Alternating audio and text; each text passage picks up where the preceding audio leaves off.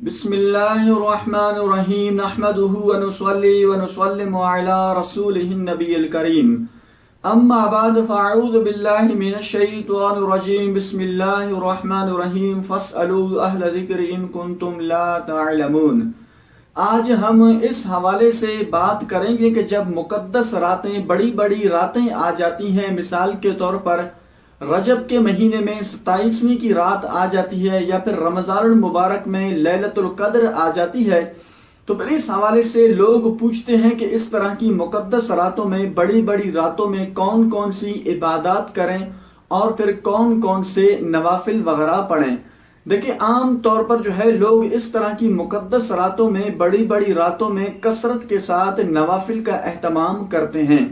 دیکھیں، نوافل وغیرہ پڑھنا بھی بالکل یہ جائز ہے، ثواب کا کام ہے، اور حدیث قدسی کے مطابق قرب الہی کا یہ ذریعہ بھی ہے۔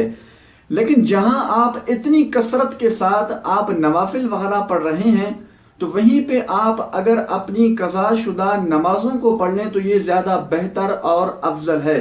اس لیے کہ آپ میں سے بہت سارے لوگ ایسے ہوں گے کہ جو ساری رات نوافل کا اہتمام کرتے ہیں، لیکن ان کے ذمے پر ہزاروں کی تعداد میں جو ہے وہ قضا نمازیں موجود ہیں۔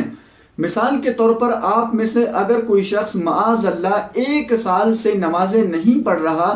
تو اس صورت میں دیکھیں آپ کے ذمے پر 1 سال کی جو ہے فجر کی نمازیں بھی ہیں، اسی طرح 1 سال کی ظہر کی نمازیں، 1 سال کی عصر کی نماز، اسی طرح پر مغرب، عشاء اور پھر وتر وغیرہ، یعنی 1 سال کی یہ تمام نمازیں آپ کے ذمے پر موجود ہیں۔ اسی طرح اگر کوئی شخص آپ میں سے معاذ اللہ کو 2 سال سے بے نمازی ہے، تو اس کے ذمے پر جو ہے 2 سال کی فجر کی نمازیں ہیں، اور پھر عصر کی، ظہر کی، مغرب کی، عشاء وغیرہ اور پھر وتر وغیرہ۔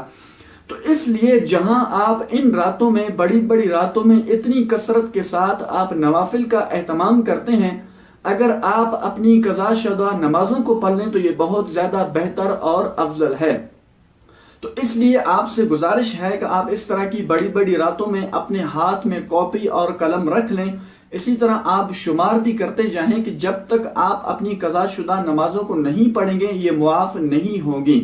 تو اس لیے مثال کے طور پر جب آپ نے چند تعداد میں اپنی قضا شدہ نمازیں پڑھ لیں، اگر آپ تھک گئے تو پھر آپ بیٹھ کر درود شریف کا ورد کریں، دیگر ذکر اللہ میں مشغول رہیں، یا پھر تلاوت قرآن کریم میں مشغول رہیں۔ اس کے بعد پھر اٹھ کر آپ اپنی قضا شدہ نمازوں کو پڑھ لیں۔ تو اس لیے ایسے لوگوں کی بارگاہ میں گزارش ہے کہ جہاں آپ ساری رات نوافل کا اہتمام کرتے ہیں، وہیں پہ آپ اگر اپنی قضا شدہ نمازیں پڑھ لیں تو یہ زیادہ بہتر اور افضل ہے۔ اللہ کریم جل جلالہ کی پاک بارگاہ میں دعا ہے کہ مالک کریم ہم سب کو عمل کی توفیق عطا فرمائے۔ وآخر دعوانا ان الحمد